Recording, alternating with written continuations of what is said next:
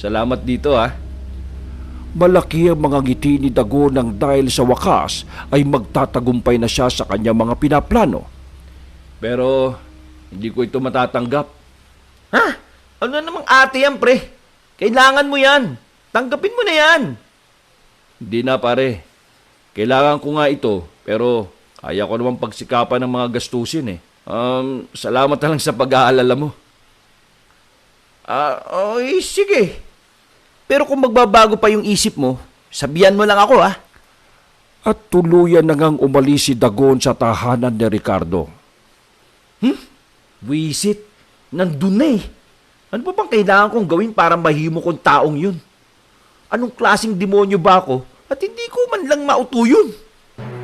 Lumipas sa mga araw at isang malagim na balita ang umabot kay Ricardo. Ricardo! Ricardo! Si Bea nabuntol ng sasakyan! Dalian mo! Dok, kumusta na ang anak ko? Kinakailangan namin siyang obserbahan at operahan. Makakaasa ka na gagawin namin ang lahat ng aming makakaya. Salamat, Dok. Huwag niyo po sana siyang pababayaan. O pare, pumunta ka agad ako nang tumawag ka. Kumusta ang anak mo? Pare, nahihiya akong sabihin pero bukas pa ba yung inaalok mo sa akin na pagkakakitaan? Malaking halaga ang kakailanganin ko sa pagpapagamot kay Bea eh. Oo! Ikaw lang ang iniintay ko eh. Sige pare, sasama ako dyan.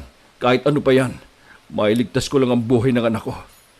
O sige pare, ganito. Bukas, puntahan mo ako sa address na ito ha. At doon natin lahat pag-usapan.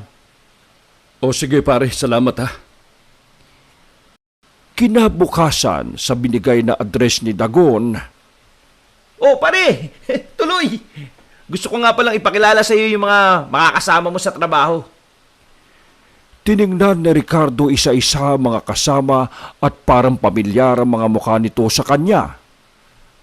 Pare, saglit lang. Baka pwede kitang makausap ng sarilinan. Sambit ni Ricardo kay Dagon. Oh, bakit? Pare, yung mga kasama mo sa loob, kilala ko yung mga yan. Mga kriminal yan eh. Bakit? Ano bang akala mong gagawin natin para makakuha ng malaking pera?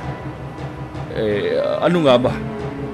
Mangho-hold up tayo ng bangko. Ha? Pare, pulis tayo. May sinumpaan tayo na tungkulin. Hindi ako sasama dyan, pare. Ikaw din. Tandaan mo, malaking pera ang kakailanganin mo para mabuhay ang anak mo. Isa pa, nandito ka sa meeting. Kasali ka na dito kung magsusumbong ka. Ang kaawa-awang Bea, hindi na gumaling. Wala nang ina, ikukulong pa ang ama. Walang masasaktan, ha? Aba, oo naman. Sige na. Nandito na tayo eh. Yan! That's my boy! Oh, halika na. Nagmay plano na natin ang pagyaman mo. Pinasok ni Ricardo at ang kanyang mga kasama ang bangko. Oy, lapto! Walang kikilos na masama! Dapa! Kunin niyo mga pera, dali! Habang nagaganap ang nakawan ay inuusig na ng konsensya niya si Ricardo nang biglang tinutukan ng kasama niya ang mga tao. Wag! Dali-daling hinarangan ni Ricardo ang paglipad ng mga bala kaya't siya ang tinamaan. Anong ginawa mo? Humarang eh! Tara, takbo na! At gamit ang natitirang lakas ay gumanti ng putok si Ricardo at tinamaan at napatay ang mga magnanakaw. Makalipas sa mga araw, dahan-dahang iminulat ni Ricardo ang kanyang mga mata at nakitang siya ay nasa ospital. Sir, hayaan niyo po ako magpaliwanag. Nanghihina at kabadong sambit ni Ricardo. Hindi na kailangan, Ricardo. Nakuha na namin ang report sa undercover mission mo at marami kang taong nailigtas. Good job, Ricardo. Huwag mo na alalahanin ang gastos dito, ha? Kami na ang bahala sa iyo at sa iyong anak. magpagaling ka and get back to work soon. Kakailanganin namin ng katulad mo sa serbisyo. Ho? Pero, sir... Soon, Ricardo. Yes, sir. Sa impyerno, Sumablay ka na naman! Hindi ko naman akalain na sobrang bait ng isang yun. Nako! Ipapatawag ka na naman sa management niyan. Ikaw niya ata ang pinakatanga dito eh.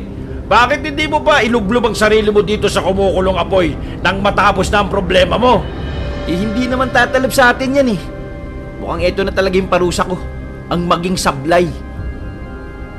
Dagon! Ano?